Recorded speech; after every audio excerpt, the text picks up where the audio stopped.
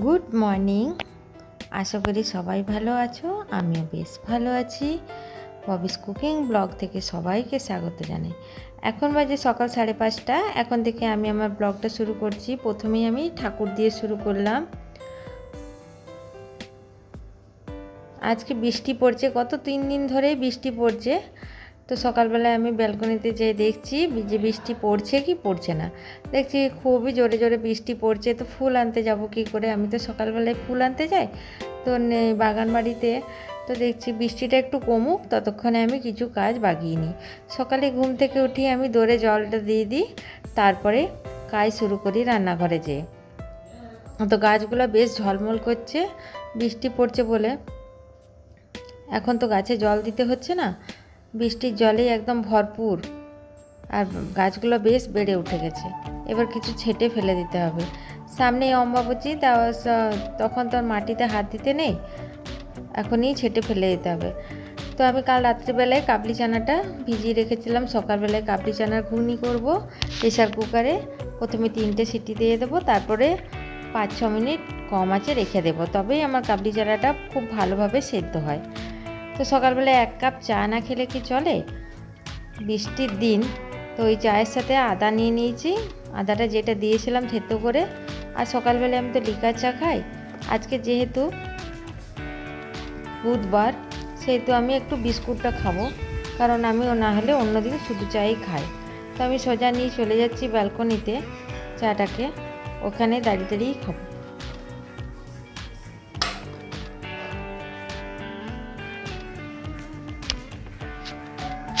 এরপরে নিচে আমি ফুল তুলতে চলে গেছিলাম। কত সুন্দর লাল জবাগুলো, আর বাগান বাড়িটা এত কাদা হয়েছে। তো এখানে রোদ তো নেই, বৃষ্টির জলে গাছের ফুলগুলো যেমন একদম চকচক করছে। আর এই দুধে আলতা কালারের ফুলটা কি বড় হয়েছে। যখন রোদ হয়েছিল তখন ফুলটা ছোট ছোট ফুটছিল, কিন্তু এখন বেশ বড় বড় ফুলটা ফুটেছে।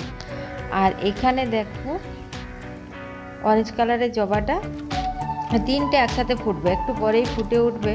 এখন 3টে একসাথেই ফুটবে, আর এইদিকে একটা 4টা। আর গাছটা বেশ বড় সড়ো হয়েছে। আমার আবার এই মুখের কথা সহ্য হয় না, আমি বললাম তো গাছটা বেশ বড় সড়ো হয়েছে, আবার দেখব কিছুদিন পরে পিঁপড়ে লেগে গেছে, ডোরাগুলো লেগে গেছে, এই গাছটাকে পুরো একদম শেষ করে দেবে। আর এই যে কড়িগুলো এসেছে, ছোট ছোট কড়িগুলো এসেছে, আর পুদিনা পাতাগুলো ঝলমল করছে। সেই দিনে পুদিনা পাতা তুলেছিলাম চাটনি বানানোর জন্য।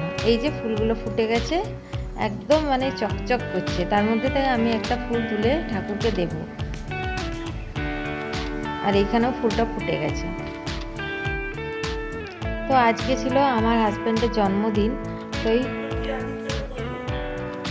কেক, আমার ছেলে এসেছে বলে কেক নিয়ে এসেছে, বাবা কেক কাটবে।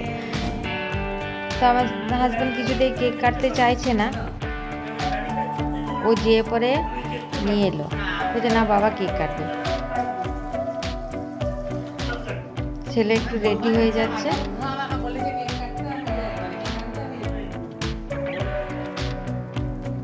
আর এদিকে দিদি ভাই চলে এসেছে ফটো তোলার জন্য, আর তার সাথে নিয়ে এসেছে চপ। সিঙ্গাড়া আনতে বলেছিলাম, সিঙ্গাড়ার বদলে চপ নিয়ে এসেছে, চপ খেতে ভালোবাসে। তো কেকটা সাজানো হয়ে গেছে, এবার কাটাকুটি চলবে, দেখতে থাকো।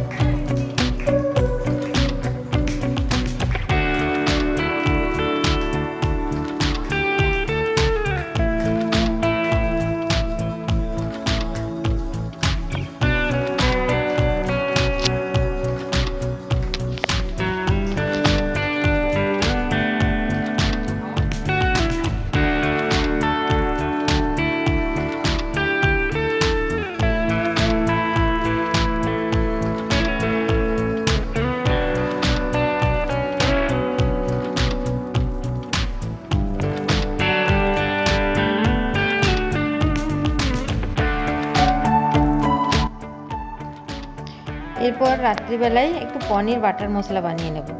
এই যে পনিরটা নিয়ে চলে এসেছি, কারণ এখন দুধটা এতটাই খারাপ দিচ্ছে, দুধটাতে পনির হচ্ছে না, তার জন্য আমি ব্লিঙ্কিট থেকে পনির অর্ডার করেছি। এই পনিরটা নিয়ে কেটে নেব, তারপর রাত্রিবেলায় লুচি আর পায়েস করব।